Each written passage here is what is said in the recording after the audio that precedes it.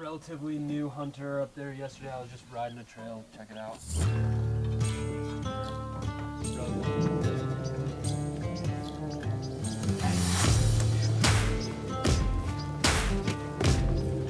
We are at the trailhead getting ready to go in to start this mountain goat hunt. It's my first ever mountain goat hunt, so Aaron's coming out to help me out because there's not probably a better person in the lower 48 at mountain goat hunting, and I'm pretty stoked. I like your haircut. You look like Mike after he drank too much. Look at that, Mike. That's exactly how Mike's hair looks in the morning. That's how it usually looks anyway. It's chilly up here, and it looks like we got some weather rolling in, but I think we're getting ready to get loaded up and head in there.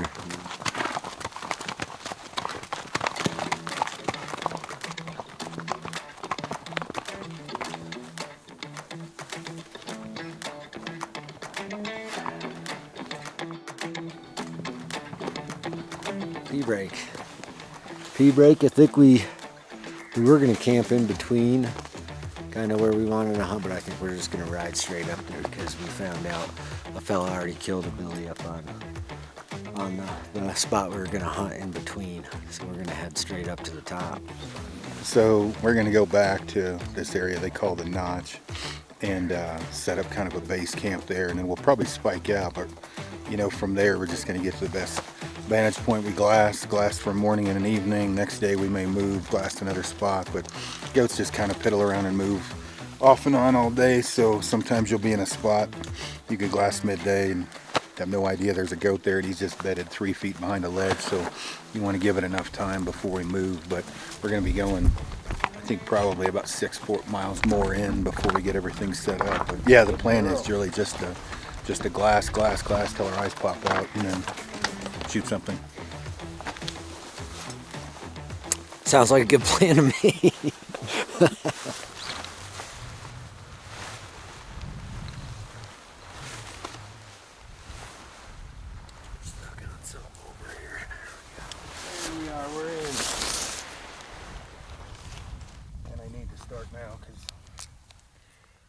Well, camp is set. We're getting gear organized.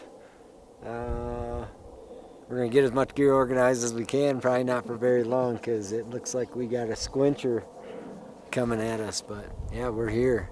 Season opens tomorrow. Hopefully the storm rolls through pretty quick and we can get on glass and find something worth shooting in the morning.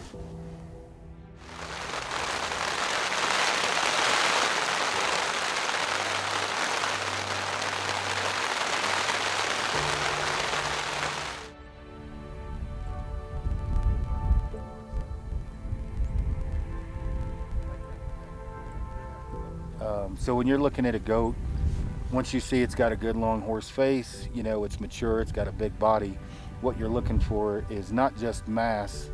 You want to, length is important, but let's say it's got 9-inch horns, but it's got 5 3/4 bases, which is a really good base, and it continues throughout, so it's got consistent mass.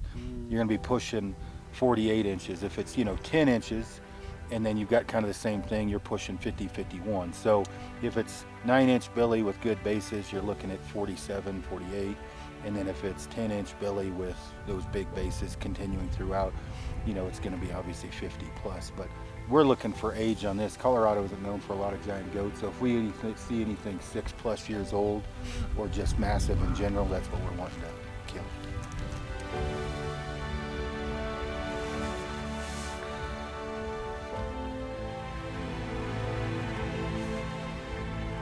When I found out I drew this tag, I was turkey hunting in Nebraska. And every year when the Colorado Parks and Wildlife tag emails go out or application emails, it's unsuccessful across the board. So I didn't think this one was going to be any different. I opened the email and I had to look at the word successful like 4 or 5 times. And those emails are kind of hard to read anyways, but and I don't read good.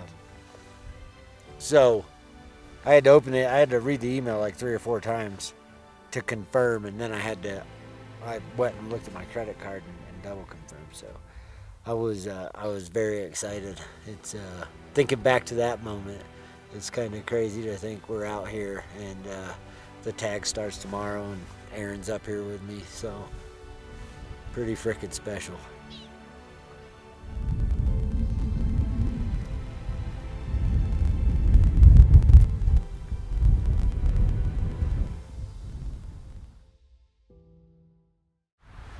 Cold. We are going to kind of drop down off of this and move around to where we can see back up into a spot where we think maybe if we were mountain goats we'd get out of this wind and this storm weather. We're not going to go too far from camp because there's some pretty nasty weather coming in a few hours, so we're going to just kind of try to do what we can and be smart so we don't soak all our gear because we're back here for a while. So that's the plan.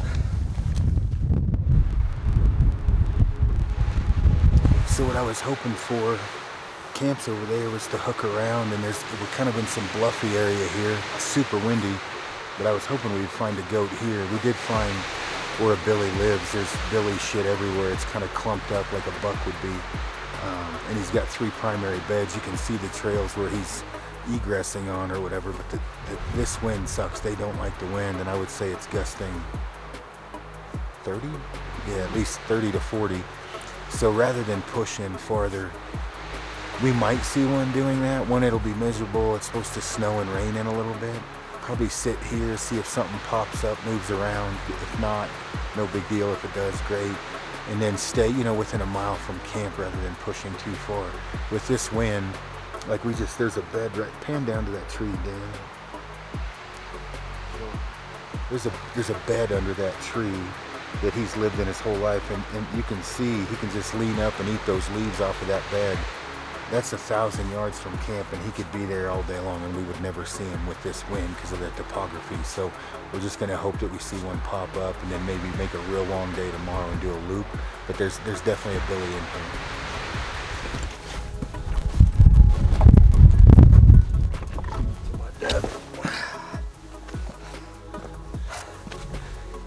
American Ninja Warrior. We literally made it back to camp. You can hear the wind and the rain to start hitting the tents. We made it back just in time. You can see where we were overlooking.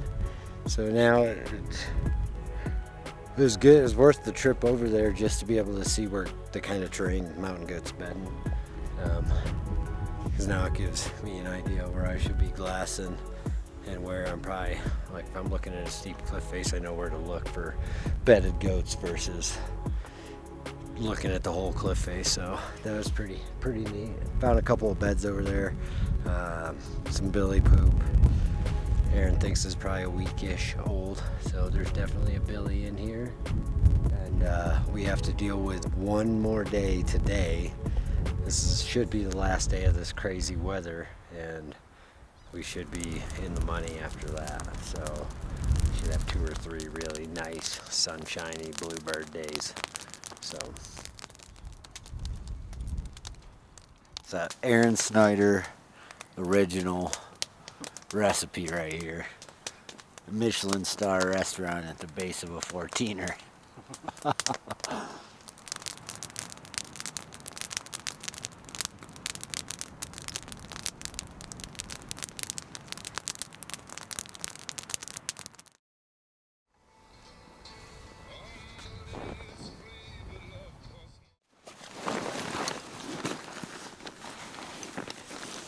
Thing I really like about this bag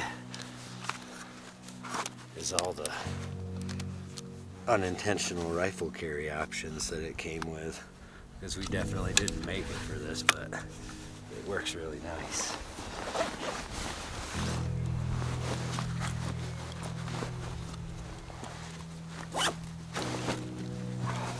Alright, now we're ready. That's what happens when you're the last guy to poop in camp. Everyone else is ready to go.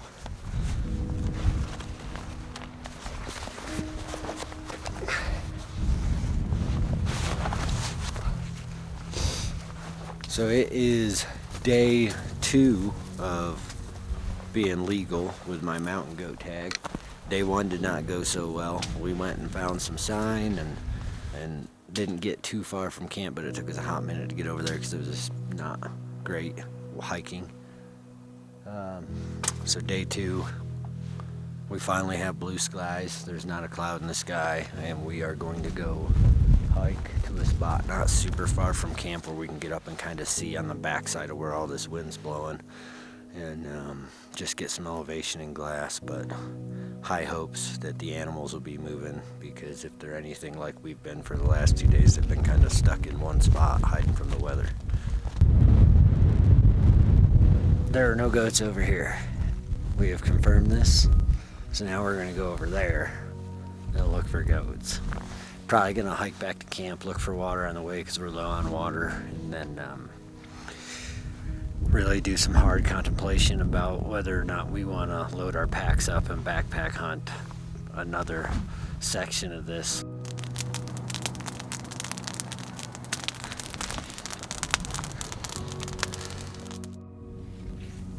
Bats flying on the sunset, hammering down on moss. At least they found what they're looking for. We have not, but we will.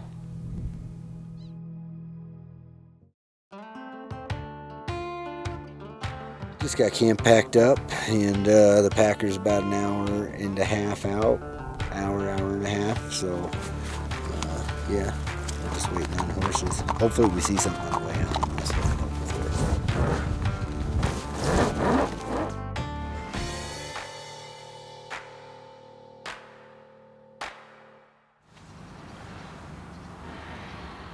Poppycocks.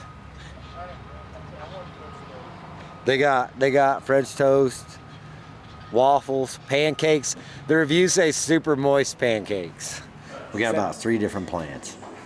We got a plan A, a plan B, and a plan C. I guess plan B and C are kind of combined, but either way, we got a couple of different plans. We got options. We got plenty of solid mountain goat intel. So yeah, we are going to go figure out which plan we're going to execute in the next couple of days. We got bad weather coming, so we're not in a rush to bomb back out there because the goats aren't going to be doing much on it when the weather's that bad. So we shall see.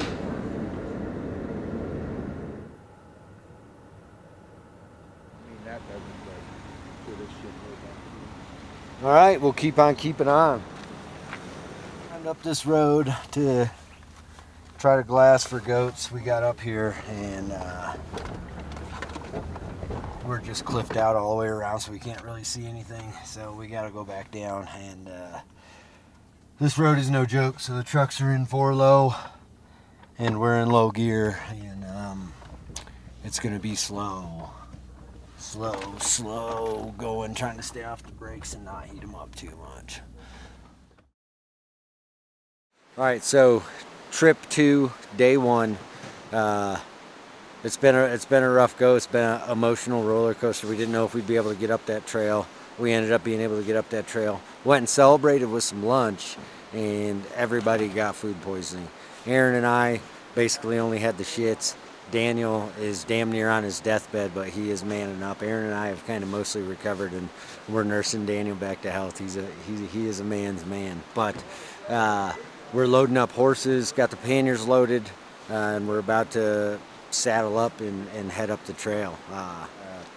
Got some really good intel from a guy who had a nanny tag the season before he killed his nanny on September 12th, and he said he saw a good number of goats exactly where we're going. So that was 11 days ago, so that's good news. That makes me feel warm and fuzzy about this plan we've concocted out of thin air.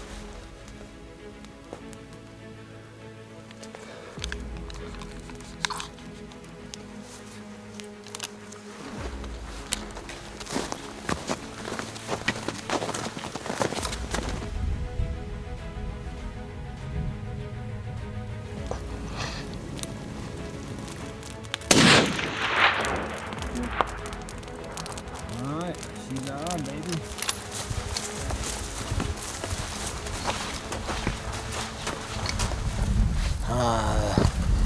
I think we just got done with the longest and scariest climb of my life, and of this 9 days for me. Aaron had no problem with it. In fact, he just skipped and hopped over these cliff ledges, which if he finds a goat back there, I don't know that I'm going back there to shoot it. So, yeah, there's a giant goat bed right there. There's definitely goats up here, but where they're at and the ability to maneuver without me pooping my pants is slim to none, whereas Aaron's probably skipping on a goat trail with a 90-degree wall in front of him. I don't understand that man. He has no fear. I thought for sure we would see goats back here. And we have not seen any goats. It's pretty demoralizing. We're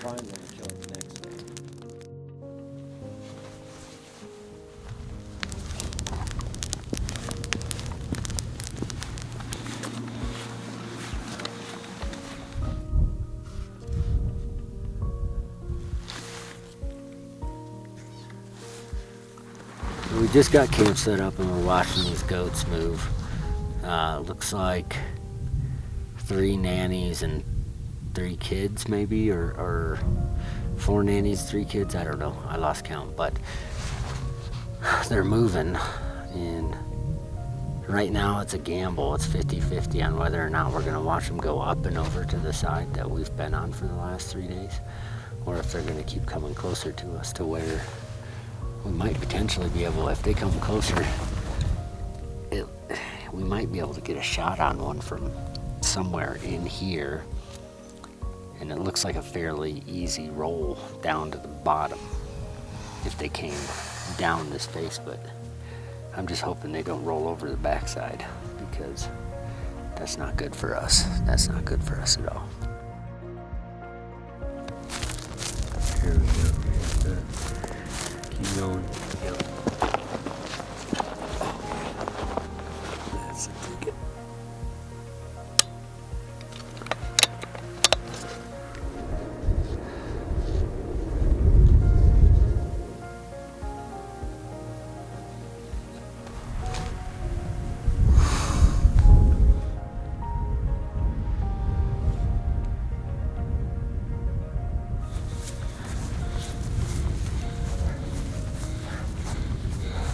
We just got to the top of this ridge.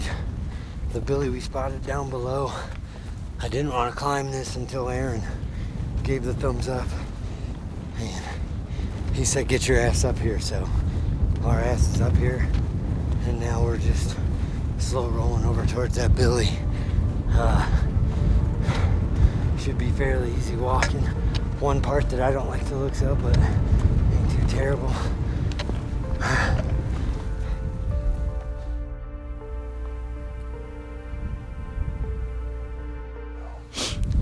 I climbed up to the ridge line up here. We're 13-3 now. Daniel and Mike stayed on the valley floor looking at these other goats. I came on this side, and Mike messaged me that there was a goat on this ridge line. I was on the opposite side of it. I didn't see a goat, so I climbed up, got eyes on it, ran down here, and now we're looking at it, trying to figure out if we want to shoot it or not.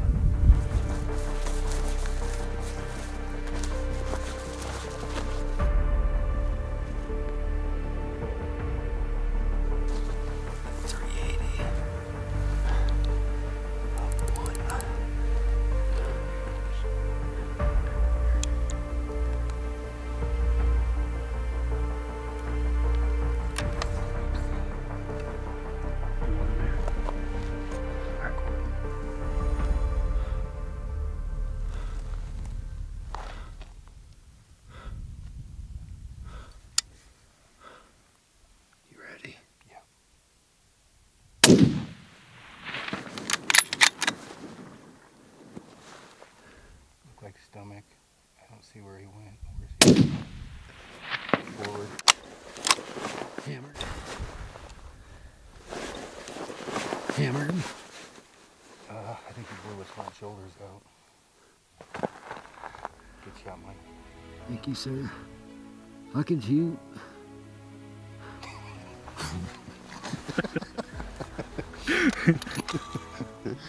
Mike, he doesn't look very big. I was like, he's the biggest one we've seen. Well, we just killed a Billy. Day 10. Day 10. Aaron, thank you. Oh yeah, no problem. That was awesome. Was it awesome? All 10 days of it? When I was on this side, when you messaged me, I was over here. And you're like, you're walking into a Billy, and I was on that trail. I'm like, I got nothing but grass for 1,000 yards. I'm like, I don't see no Billy. That's why I climbed up. That's why I sent the coordinates Yeah, when to I you. climbed up to the top, I was like, oh, damn, he's there. High five. Good job. I feel like we did it. He's not the oldest mountain goat, but I'll be danged if we didn't work hard for him. And I mean, you can't really ask for much more.